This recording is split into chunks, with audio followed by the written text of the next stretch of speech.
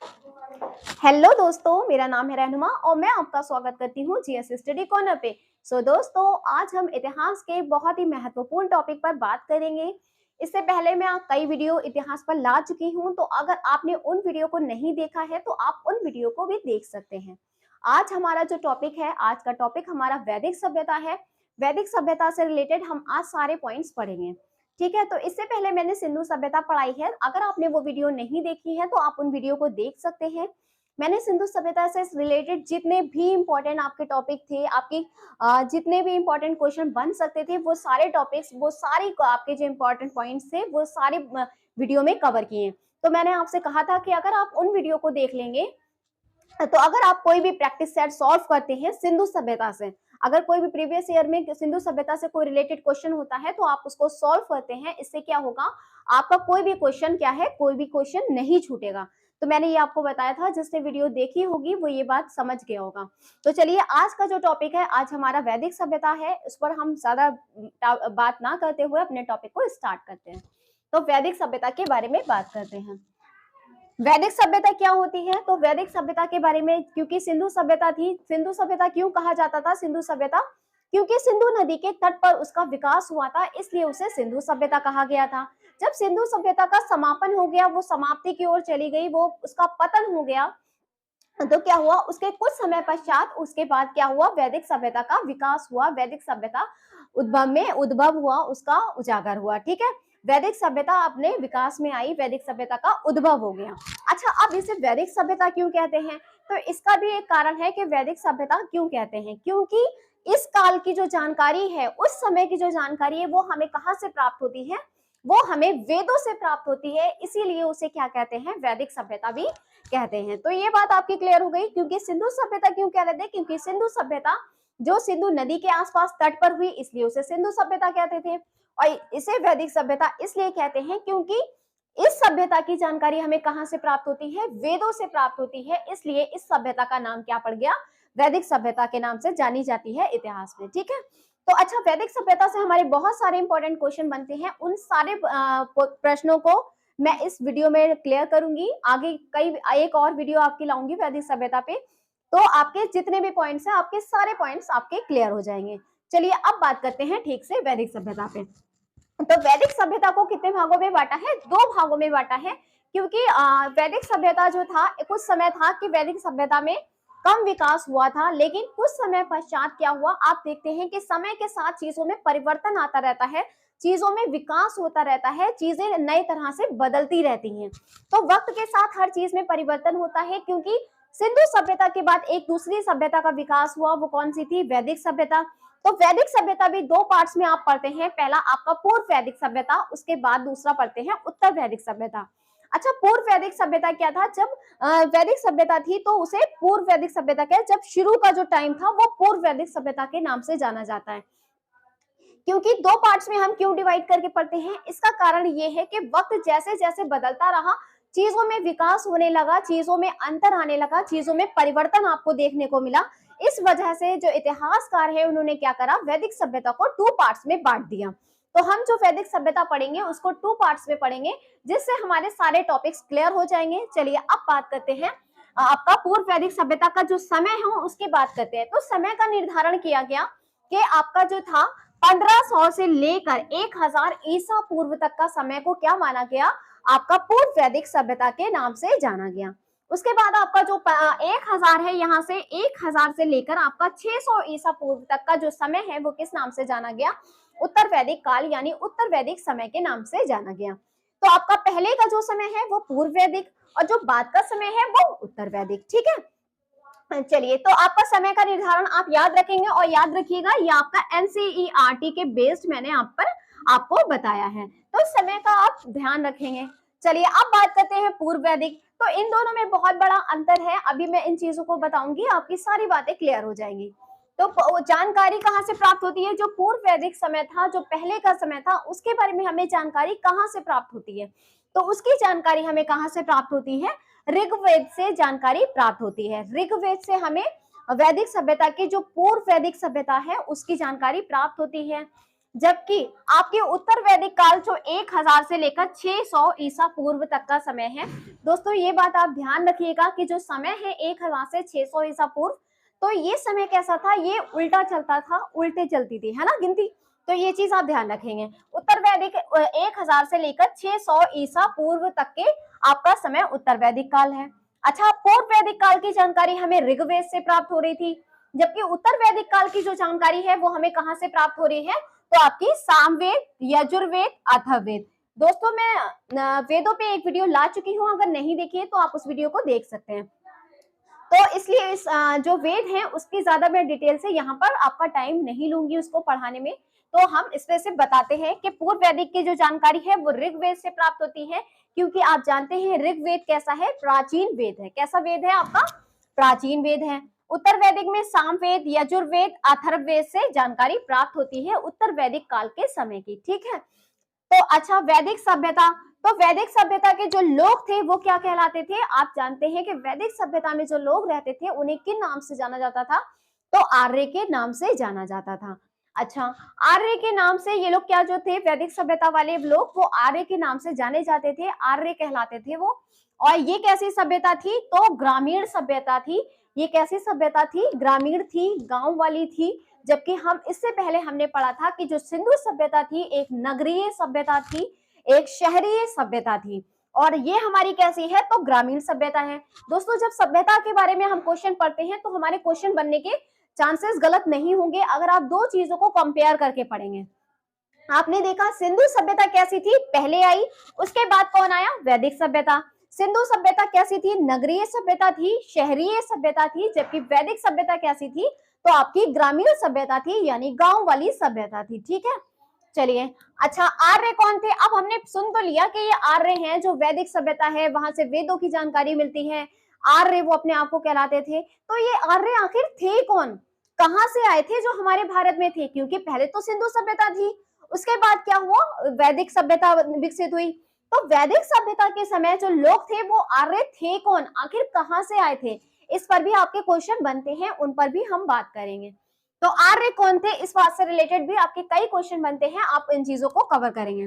तो डॉक्टर संपूर्णानंद की बात करें, डॉक्टर संपूर्णानंद कौन ने क्या कहा कि जो आर्य लोग थे वो कौन थे, वो आल्प्स पर्वत के लोग थे। यानी आल्प्स पर्वत यानी यूरेशिया से आए हुए लोग क्या थे, आपके आर्य कहलाए।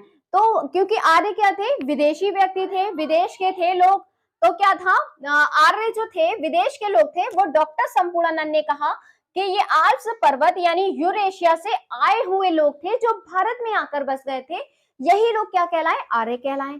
लेकिन दूसरे ने क्या कहा, बाल गंगाधर तिलक ने कहा कि ये कौन लोग थे, ये आर्य, ये वहां के ना होकर, आल्प्स पर्वत के ना होकर कहाँ के हैं, ये उत्तरी ध्रुव के रहने वाले लोग थे जो आकर भारत में बस गए थे, वैदिक सभ्यता का विकास किया। लेकिन दयानंद सरस्वती के बारे में बात करें तो दयानंद सरस्वती ने क्या कहा, ना तो ये आल्प्स पर्वत से आए हुए हैं, ना ही ये उत्तरी ध्रुव के हैं, ये कहां से आए हुए हैं, तिब्बत के लोग आए थे जो कहां आकर बस गए थे, और ये लोग क्योंकि बाहर से आए थे, ये आकर भारत में बस गए थे, इन्होंने ही वैदिक सभ्यता का विकास किया। लेकिन एक सबसे ज्यादा इंपॉर्टेंट अगर बात करें, क्योंकि इतिहासकार और कई लोगों के अपने अपने मतभेद हैं, उन्होंने अपनी अपनी बातें कही हैं कि लोग कहां से आए होंगे, आखिर ये आर्य थे कौन। तो सबसे ज्यादा आपका जो इंपॉर्टेंट है वो ये वाला है, मैक्स मूलर। मैक्स मूलर जी थे, मैक्स मूलर महोदय ने कहा कि जो आर्य जो लोग थे ये कौन थे, आर्य मध्य एशिया की एक मध्य एशिया से आए हुए लोग थे जो भारत में आए थे, उन्होंने वैदिक सभ्यता का विकास किया, वही लोग आर्य थे। क्योंकि आर्य हम बहुत बार पढ़ रहे थे, आर्य थे कौन, इससे भी रिलेटेड हमें पता होना चाहिए। तो क्या कौन थे, आपको ये पता होना चाहिए, ये मध्य एशिया से आए हुए लोग थे जो क्या थे, यहाँ पर आकर बसे थे। अच्छा, डॉक्टर संपूर्णानंद का नाम आएगा तो आपको आल्प्स पर्वत का नाम चूज करना होगा। बाल गंगाधर तिलक का आएगा तो उत्तरी ध्रुव इन्होंने बताया था। दयानंद सरस्वती की बात होगी तो तिब्बत बताएंगे आप। मैक्स मूलर की बात होगी तब आप मध्य एशिया को बताएंगे। और ये कैसा है, सर्वमान्य, सर्वाधिक लोगों ने माना है कि ये मैक्स मूलर क्या थे, मैक्स मूलर ने बताया मध्य एशिया। ज्यादातर लोग मानते हैं जो आर्य लोग थे वो क्या थे, मध्य एशिया से आए हुए लोग थे, वो थे आर्य। ठीक है, तो अगर आपका मैक्स मूलर ना आए, आपसे क्वेश्चन इस तरह से बन जाए कि आर्य कौन थे, कहाँ के निवासी थे, कहाँ के आए हुए थे, तो आपको याद रखना है मध्य एशिया से आए हुए लोग क्या कहलाते थे, तो आपके आर्य कहलाए थे, जिन्होंने वैदिक सभ्यता का विकास किया। चलिए, अब हमने देख लिया कि आर्य कौन थे, ये बात हमें पता चल गई। सबने अलग अलग अपनी अपनी बातें कही हैं। तो सबसे ज्यादा मानी कौन सी जाती है, तो मध्य एशिया वाली बात मानी जाती है, ठीक है, सर्वमान्य कही जाती है। अब बात करते हैं आर्य। अब तो आर्य का शाब्दिक अर्थ क्या है, क्यों अपने आप को ये आर्य कहा करते थे, क्या आर्य का मतलब क्या है, ये आर्य क्या शब्द है, इसका क्या अर्थ है, इसका क्या मतलब है, ये बात भी हमें पता होना चाहिए। तो कभी कभी क्वेश्चन इस तरह से बन जाता है, आर्य का शाब्दिक अर्थ क्या है, आर्य शब्द का अर्थ क्या है, क्यों वो अपने आप को आर्य कहते थे। तो आर्य शब्द का अर्थ है श्रेष्ठ।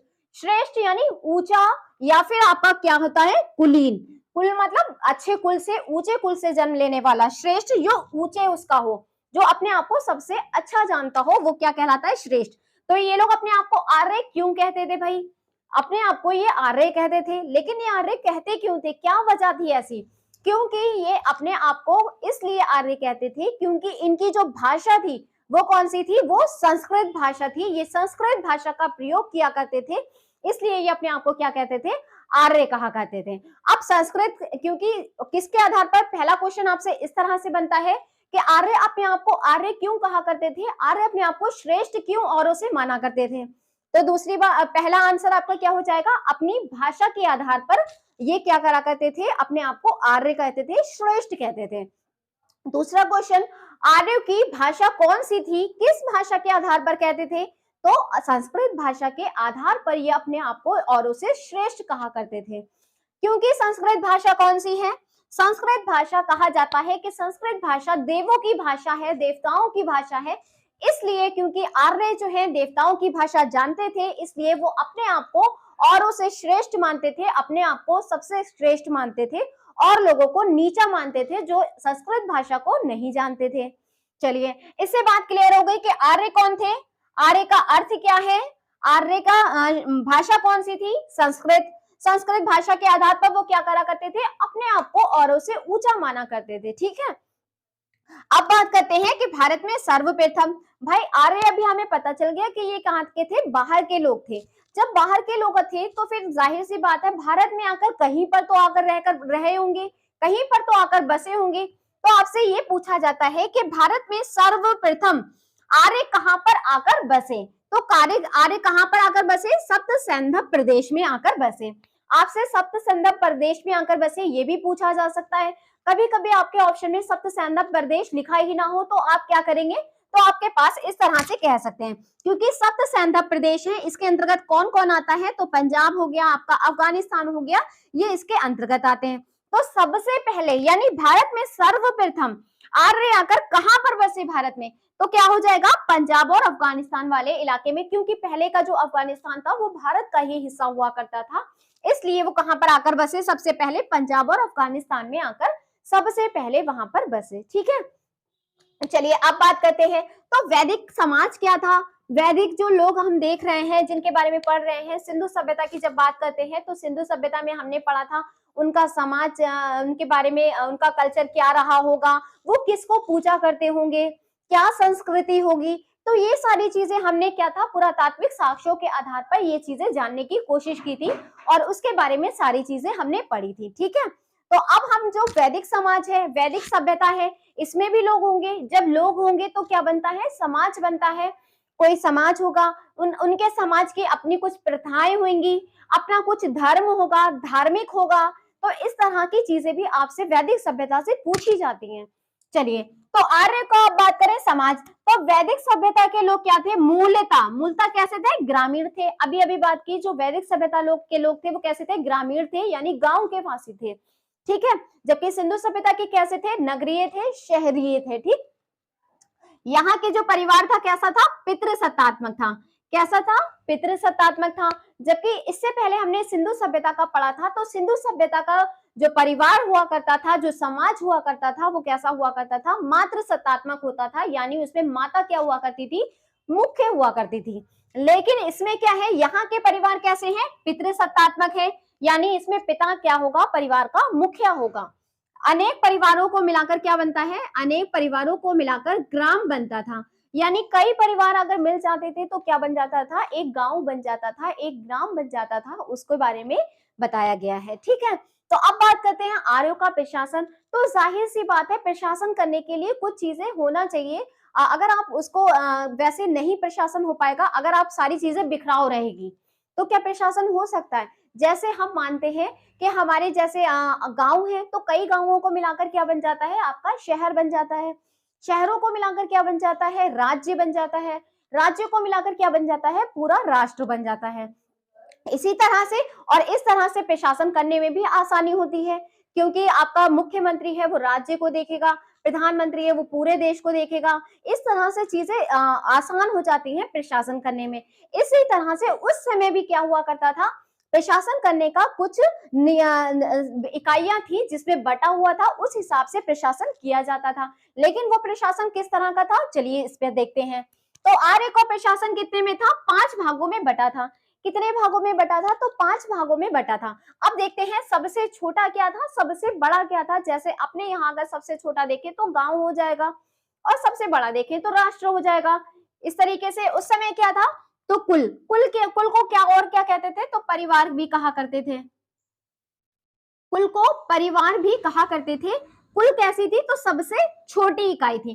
कुल कैसी हुआ करती थी, सबसे छोटी इकाई हुआ करती थी। और कुल का जो मुखिया हुआ करता था, कुल का जो मेन होगा, मुखिया होगा, वो किस नाम से जाना जाता था, कुलपति, या फिर उसे कुलप कहकर पुकारा जाता था।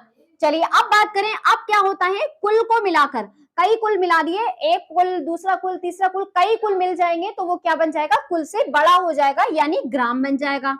कुल को मिलाकर क्या बनता है, ग्राम बनता है। अब ग्राम है तो ग्राम का कोई मुखिया भी होगा भाई। जैसे घर में कोई मुखिया होता है, उसी तरह गांव होता है या ग्राम होता है, उसमें भी कोई मुखिया होता है। तो ग्राम का मुखिया कौन हो जाएगा, आपका ग्रामड़ी। जो ग्राम का मुखिया होता है उसे किस नाम से जाना जाता है, तो उसे ग्रामड़ी के नाम से जाना जाता है। अब बात करते हैं विश। तो विश क्या होता है, अब कई कुल को मिलाया तो गांव बन गया, कई गांवों को मिलाया तो क्या बनेगा, विश बनेगा। अच्छा विश है तो इसका भी कोई प्रधान होगा, उसका भी कोई मुखिया होगा। तो कौन हो गया, इसका मुखिया कौन हो जाएगा, विशपति हो जाएगा इसका मुखिया। अब बात करते हैं जन या कबीला। तो जन और कबीले की बात करें, जब कई सारे विश मिला दिए तो क्या बन जाएगा, उससे बड़ा बन जाएगा, जन या कबीला बन जाएगा। अब जन या कबीला का भी कोई मुखिया होगा तो कौन होगा, राजा या राजन या गोप कहलाता था। वो क्या कहलाता था, राजा, राजन, गोप कहलाता था। अब कई जन और कबीले को मिला दिया तो आगे चल के क्या बन जाएगा, ये जनपद बन जाएगा। तो क्या होगा, ये कैसी इकाई मानी जाती है, सबसे बड़ी इकाई मानी जाती है जनपद, सबसे छोटी इकाई मानी जाती है कुल। तो आपसे क्वेश्चन ज्यादातर क्या बनते हैं, आपसे विश्व वाला पूछा जाता है, ग्राम का पूछा जाता है, जन का पूछा जाता है। कुल से जब भी क्वेश्चन आएगा आपसे यही पूछा जाएगा, सबसे छोटी कौन सी इकाई है, तो आपको कुल करना है।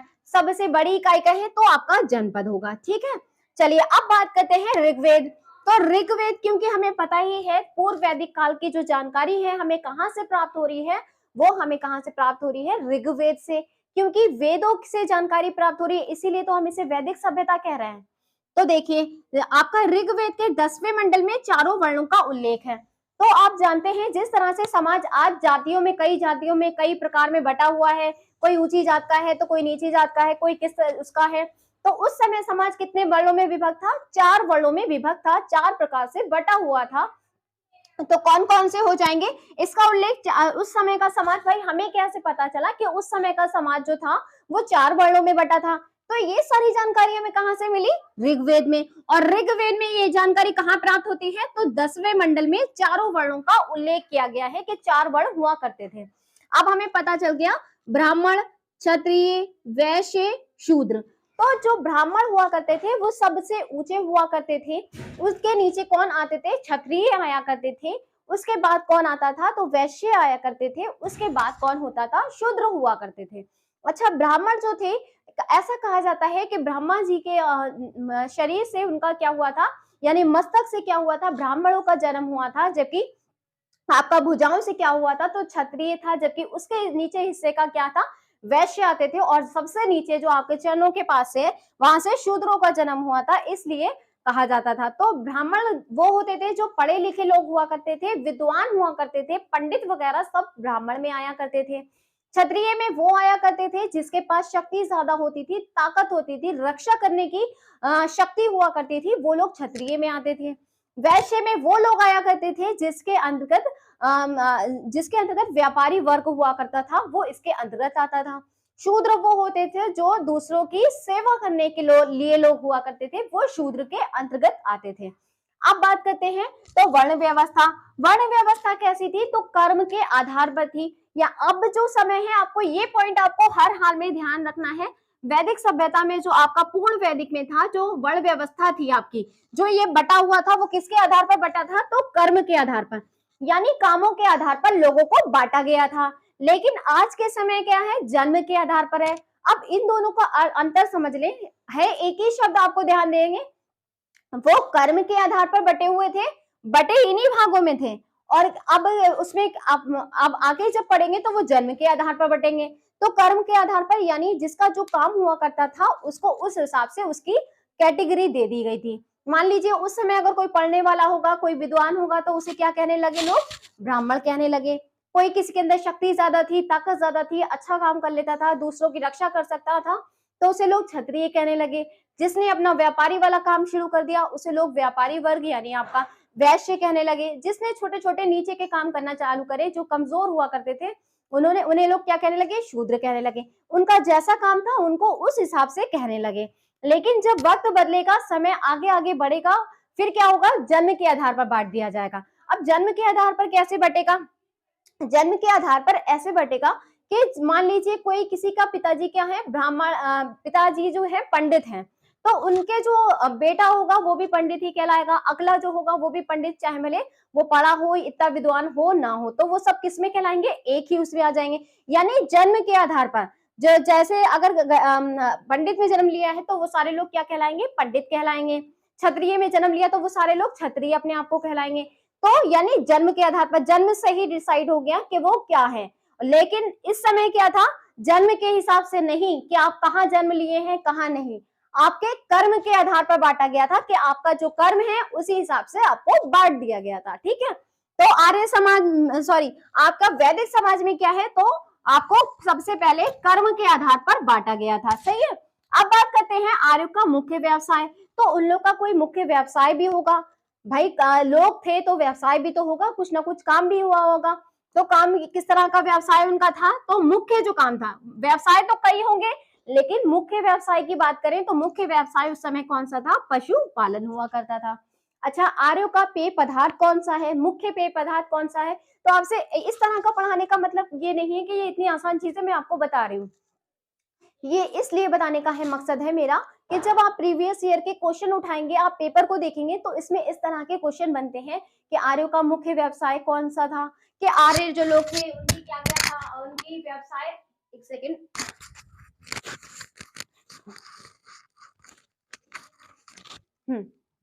तो जो आर्य का पेय पदार्थ क्या था? तो सोमरस था। तो इस तरह की चीजें आपसे पूछी जाती हैं, इसलिए आपको ये चीजें ध्यान रखनी है। आर्य का पेय पदार्थ क्या था?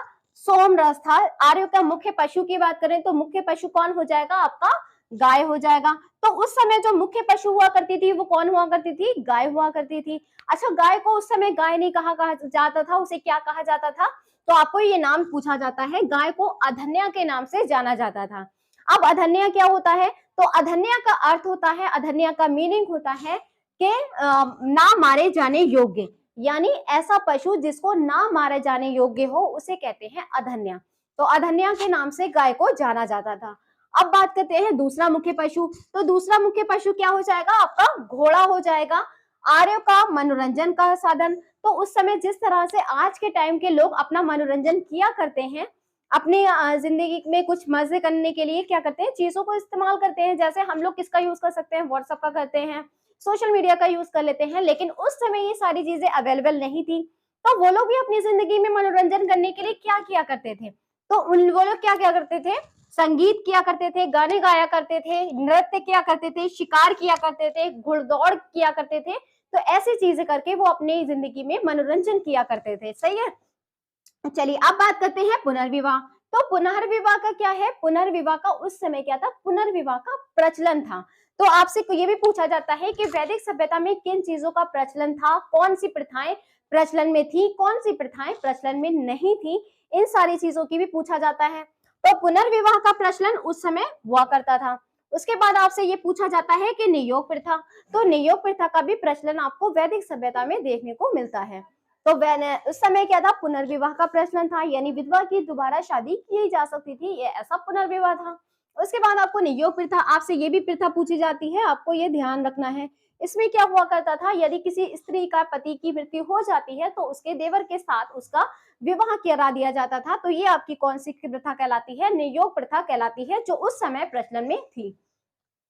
अब बात करते हैं तो बाल विवाह दहेज प्रथा। तो बाल विवाह और दहेज प्रथा उस समय नहीं हुआ करती थी, उस समय दहेज प्रथा और बाल विवाह का प्रचलन नहीं था वैदिक सभ्यता के अंतर्गत। अब बात करते हैं आर्य द्वारा। तो आर्य द्वारा ने क्या किया, आर्य लोगों ने, जिस तरह से आपने पढ़ा कि सिंधु सभ्यता थी, कैसे उसे किस नाम से और जाना जाता है, कांस्य युगीन। तो सिंधु सभ्यता में कांसे की खोज हो चुकी थी। तो उससे पहले हमने पढ़ा था ताम्र युग, उसमें तांबे की खोज हुई थी, लेकिन लोहे की खोज नहीं हुई थी। सिंधु सभ्यता के लोग लोहे धातु को नहीं जानते थे। लेकिन क्योंकि सिंधु सभ्यता के बाद में किसका विकास हुआ, वैदिक सभ्यता का विकास हुआ, और वैदिक सभ्यता का जब विकास हुआ तो उन लोगों ने, आर्य लोगों ने किसकी खोज की, एक धातु की खोज की। वो धातु किस नाम से जानी जाती है, लोहे के नाम से जानी जाती है। तो लोहे की खोज करने वाला कौन था, आर्य द्वारा इसकी खोज की गई। आपसे क्वेश्चन इस तरह से भी बन जाता है कि लोहा किस धातु की खोज जो है किस सभ्यता में हुई, तो वैदिक सभ्यता में। ये चीज आपको ध्यान रखना है। और किसके द्वारा खोज की गई, तो आर्यों के द्वारा खोज की गई। कौन सी सभ्यता में हुई, तो वैदिक सभ्यता के अंतर्गत इस धातु की खोज हुई। चलिए अब बात करते हैं मुख्य वस्तुएं। तो कुछ क्वेश्चन इस तरह से भी बनते हैं कि कुछ मुख्य वस्तुएं दे देती हैं, कोई चीजों के नाम दे दिए जाते हैं, आपसे पूछा जाता है वैदिक सभ्यता में इसे किस नाम से जाना जाता था। तो क्योंकि वैदिक सभ्यता के जो लोग थे वो कैसी भाषा बोला करते थे, संस्कृत भाषा बोला करते थे। तो संस्कृत के ही आपको नाम ध्यान रखना है। तो व्रीहि क्या होता था, चावल कहते थे। यव को क्या कहते थे, जौ कहते थे। गोधुम को किस नाम से जानते थे, जो गेहूं था उसे किस नाम से जानते थे, गोधुम। जौ को किस नाम से, यव। चावल को किस नाम से, व्रीहि। पड़ी को किस नाम से, व्यापारिक लोगों के लिए पड़ी शब्द का प्रयोग किया जाता था। अगर बलि की बात करें तो बलि जो था वो बलि देना नहीं हुआ करता था। उस समय बलि का जो अर्थ था वो क्या था, टैक्स था, यानी एक प्रकार का कर था जो लोगों को देना हुआ करता था। लेकिन वो कर भी इस तरह का नहीं था कि अगर आपको कर लगा दिया गया तो आपको वो देना ही देना है। ये ऐसा कर नहीं हुआ करता था, ये एक ऐसा कर हुआ करता था जो अपनी इच्छा के अनुसार, अपना स्वेच्छा से, यानी अपनी इच्छा के अनुसार वो कर दे सकता था। तो ये कैसा था, कर था। बलि शब्द किसके लिए प्रयोग हुआ है, कर के लिए। कैसा कर हुआ करता था, तो ये अपनी इच्छा के अनुसार दिया हुआ कर होता था, या अपनी स्वेच्छा से दिया हुआ कर हुआ करता था। अब बात करते हैं तो प्रिय देवता कौन थे, आर्य जो लोग थे उनके प्रिय देवता कौन थे। तो प्रिय देवता कौन हो जाएंगे, इंद्र। इंद्र क्या थे, इनके प्रिय देवता थे। तो इंद्र को किस नाम से भी और जाना जाता है, पुरंदर के नाम से भी जाना जाता है, जिन्हें किलो को जीतने, कई किलो को जीतने वाला या किलो को तोड़ने वाला क्या कहलाता है, इंद्र कहलाता है। तो प्रिय देवता इनके याद रखना, आपको आर्य के प्रिय देवता कौन हो जाएंगे, इंद्र हो जाएंगे। तो अग्नि को किस तरह से, अब जो आर्य लोग थे वो अग्नि को भी पूजा किया करते थे। तो अग्नि को किस रूप में पूजा करते थे, अग्नि को मध्यस्थ रूप में पूजा करते थे। अब ये मध्यस्थ रूप क्या है, तो मध्यस्थ रूप वो कहलाता है जिसमें, जैसे आप जानते हैं कोई हवन होती है या अग्नि पूजा होती है, उसमें क्या होता है, चीजें अग्नि के अंदर समर्पण किया जाता है, अग्नि के अंदर डाली जाती हैं। तो उनका ऐसा मानना था कि यदि हम अग्नि को कोई चीज चढ़ाते हैं तो वो सीधे क्या होती है, ईश्वर को मेरी चीज पहुंचा देती है। यानी मध्य रूप का क्या काम करती है, अग्नि मध्यस्थ रूप का कार्य करती है। अगर कोई चीज हम अग्नि में डालते हैं या हवन में डालते हैं, वो सीधे ईश्वर तक हमारी चीजें पहुंच जाती हैं, वो हमारा कहलाता था अग्नि। अग्नि को इसलिए मध्यस्थ रूप में, यानी बीच का माना जाता था, मध्यस्थ रूप में ये चीजों को पहुंचाने का काम करती थी। सोम देवता की बात करें तो सोम देवता कौन थे, सोम देवता वनस्पति को पूजा करते थे। सोम देवता को वनस्पति के वनस्पति के देवता को सोम देवता के रूप में पूजा जाता था। सबसे पवित्र नदी की बात करें तो सबसे पवित्र नदी कौन सी हो जाएगी, आपकी सरस्वती हो जाएगी। सबसे पवित्र नदी उस समय किसे माना जाता था, तो सरस्वती को माना जाता था। अगर बात करें गंगा की, तो गंगा का अगर ऋग्वेद में बात करें कितनी बार उल्लेख हुआ है, तो एक बार हुआ है। जबकि यमुना का कितनी बार उल्लेख हुआ है, तो 3 दफा हुआ है। जबकि सिंधु की बात करें तो सिंधु नदी का सर्वाधिक बार उसमें क्या हुआ है, उल्लेख किया गया है आपके ऋग्वेद में। चलिए, तो दोस्तों आपने ये सारी चीजें पढ़ी, ये सारी चीजें आपके लिए बहुत ज्यादा इंपॉर्टेंट है। तो कुछ लोगों का कहना है कि मैम आप जो है पीडीएफ प्रोवाइड करवा दे, तो अभी पीडीएफ का तो कोई इंतजाम नहीं हुआ है, लेकिन हाँ आने वाले कुछ समय में क्या होगा, चीजों में विकास होगा, विकसित होंगी चीजें, नई नई चीजें इसमें आएंगी। लेकिन अभी इस समय ना होने की वजह से आप, मैं हटूंगी तो आप इससे यहाँ से स्क्रीनशॉट ले सकते हैं।